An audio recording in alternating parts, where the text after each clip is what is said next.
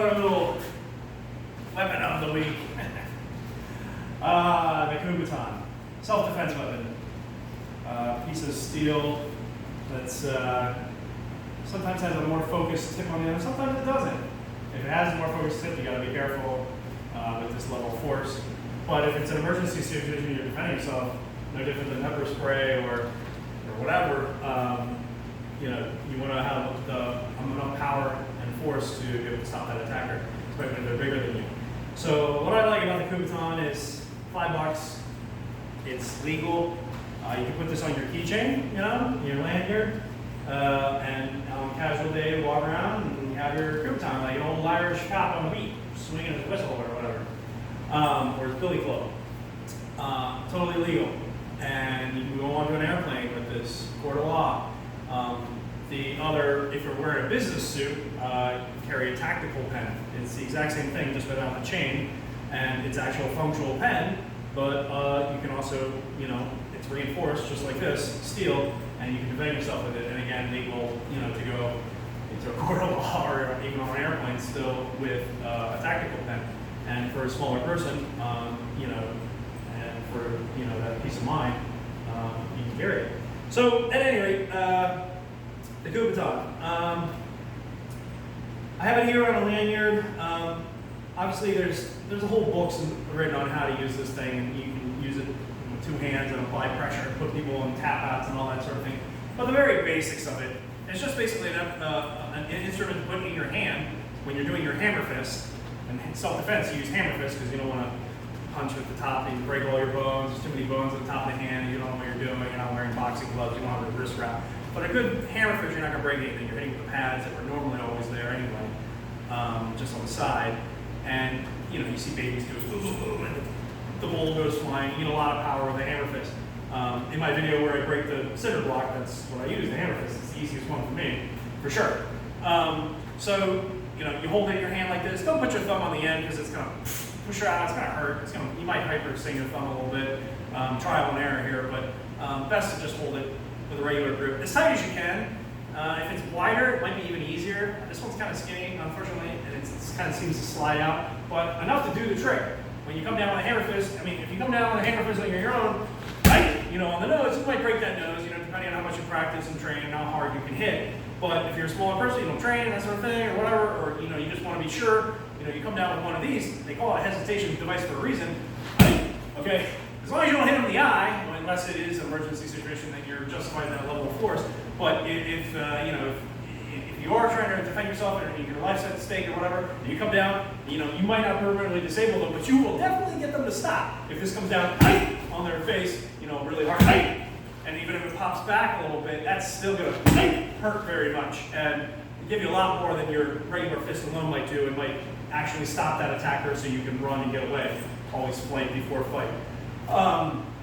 Unless you have no other option, then you must fight and then get away.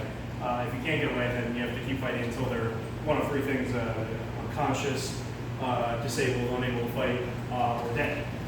But you have to be justified in that level of force. But anyway, so I recommend it as a last level of defense. You got your personal alarms, your whistles from 20 feet, they keep coming. You got your pepper spray, your mace at 10 feet, they keep coming. Your last level of defense, non-lethal, legal, go anywhere with it, is your Kubaton, and here you go.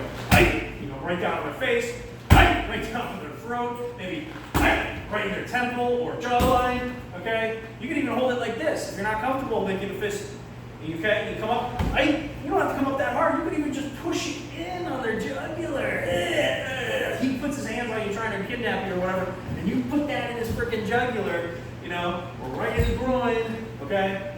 We're coming in his temple real hard, maybe knockout, he doesn't even know what hit him, okay? So that's the benefit of that. Now, I like the lanyard on it because then it becomes basically nunchaku. And nunchaku, unfortunately, is illegal in most states and on the law books still. It actually literally says in the law you can't carry around nunchaku, which is defined as two pieces of metal conjoined by anything. So although I don't have another piece of metal on this side, this is still going to be considered nunchaku, I believe, because there is a piece of metal conjoining two pieces.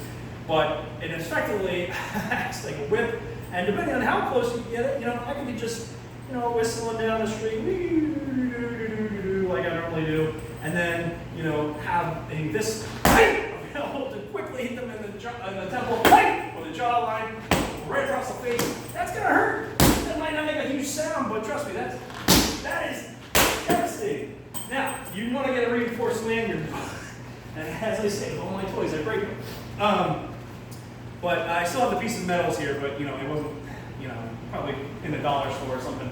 But you get the idea, and you can actually even use it like a nunchuck to swing it around, and as long as you aren't doing it repeatedly, and this is just for emergency situation, hopefully it doesn't come off. You just buy something that's a little stronger, maybe some paracord or something. You tie it to that. That would be the smarter thing, not the cheap one. But I like that. I wanted the American flag for the video, so here we are. And I broke it during the video. But, you know, it's still in its basics. Grip it in the hand like this, or grip it like this, and come up, you know. I'm going to rib you do some damage, definitely in the jugular. They're just even pushy, even just, they grab you, right? They grab you, and you just take this thing and come, oh, don't take much. You know, even if it's not a point, even if it's just pure this side, and you just dig it, oh my God, they grab you and you pull this thing off your key and just start digging in their hand. There's many ways you can use this thing, it's great.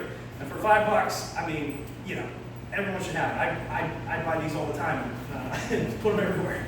And so I always have one, whether in the car or whatever, in emergency. And they make them now, you know, too, that they come with the ice breakers on the front, the glass breakers on the front, so you can have it in your car and access the emergency hammer as well, or whatever. So, you know, you go into water and you can't open the door, the electrical system doesn't work, and they don't make roll-down windows anymore. And you can't get out, you don't have your life hammer. As long as you still have your Kubaton on you and it's got the reinforced tip, shatter that glass, get out of that car, and survive. So, I mean, even a life-saving device in that regard, you know, emergency situations too. So these are great. I mean, I can't, you know. And I will end it there because I'll probably talk too much. But Kubaton, yeah. Last level defense, legal, self-defense. Recommend. And that's what it looks like. Yeah. Could be flat on the top.